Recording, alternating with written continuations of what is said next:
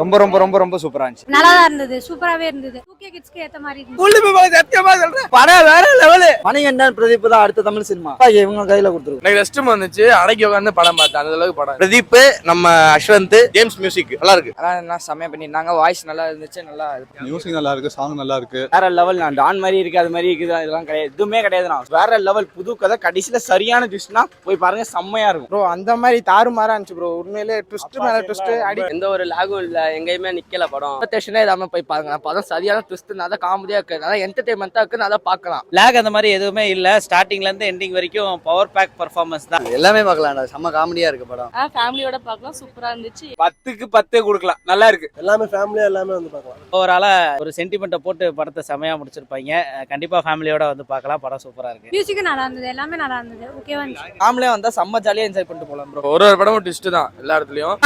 அஸ்வத் மாதிரி குத்து மாசம் மாதிரி அவ்வளவுதான் ப்ரோ. ஃபர்ஸ்ட் போய் படத்தை பாருங்க.